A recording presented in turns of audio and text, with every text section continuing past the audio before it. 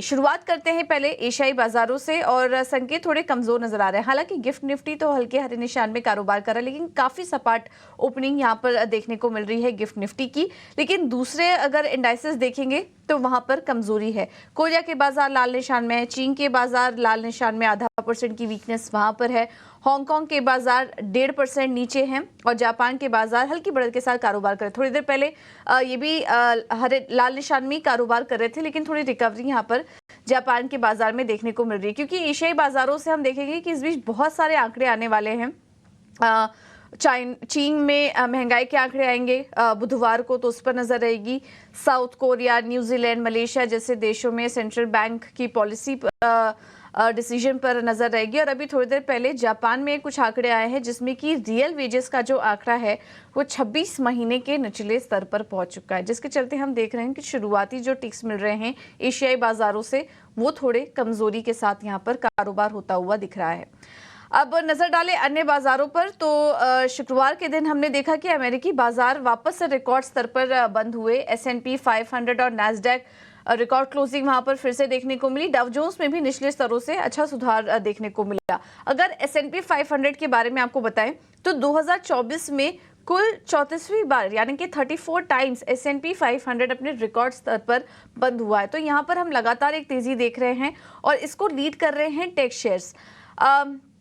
अगर टेस्ला के शेयर पर नजर डालें तो 27% बढ़ चुका था। पिछले हफ्ते ही 27% की तेजी टेस्ला में देखने को मिली। एप्पल नए ऑल टाइम हाई पर ट्रेड कर रहा है और एनवीडिया के शेयर में भी हम देख रहे हैं थोड़े बहुत मुनाफा वसूली आई जरूर है, लेकिन वहां पर भी एक अप ट्रेंड बना हुआ है। तो टेक शेयरों में जो तेजी है उसके चलते हम दोनों ही इंडाइसेस में रिकॉर्ड लेवल्स देख रहे हैं एक के बाद एक।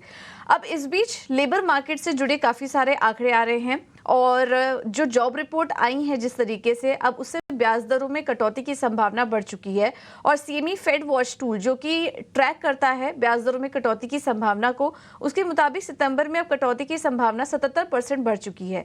क्योंकि फेड की नजर तो वैसे महंगाई के आंकड़ों पर है, लेकिन जिस तरीके से लेबर मार्केट में अब नरमी बढ़ती जा रही है एक एक करके, पिछले 2 दिनों में जिस तरह के डेटा आए हैं उसको देखते हुए फेड हो सकता है कि ब्याज दरों में कटौती को लेकर जल्द ही कोई निर्णय ले, क्योंकि लेबर मार्केट अब काफी ज्यादा वीक हो चुकी है। और शुक्रवार के दिन भी जो आंकड़े आए हैं, बेरोजगारी दर बढ़कर 4.1% पर पहुंच चुकी है। 4% की बढ़त का अनुमान था। जून नॉन फार्म पेरोल में भी अगर देखेंगे तो 2.06 लाख की ही बढ़त हुई है। 2 लाख की बढ़त का हमारा अनुमान था। अगर इसके पिछले कुछ आंकड़े भी आपके सामने थोड़ा बताएं तो वीकली जॉबलेस क्लेम के आंकड़े भी जो आए थे उसमें भी 4000 की बढ़त देखने को मिली। अनुमान थोड़ा कम का था और प्राइवेट पेरोल्स के आंकड़े भी थोड़े कमजोर थे। तो एक के बाद एक जो डेटा आ रहे हैं लेबर मार्केट से वो थोड़े कमजोर हैं और फेड हो सकता है कि सितंबर में ब्याज दरों में कटौती के निर्णय को ले।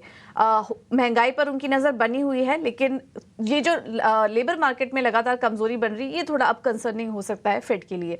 देखना होगा आगे क्या नतीजे यहाँ पर निकल कर आते हैं। यूरोप के बाजार से संकेतों की बात करें तो वहां पर नतीजों का असर दिखा। तीनों ही इंडाइसेस निचले स्तरों पर बंद हुए, क्योंकि 14 साल बाद लेबर पार्टी बहुमत के साथ जीत चुकी है। ऋषि सुनक हार चुके हैं और इसके चलते हमने देखा कि उतार चढ़ाव के बीच यूके के जो मार्केट थे वो थोड़े कमजोरी के साथ बंद हुए।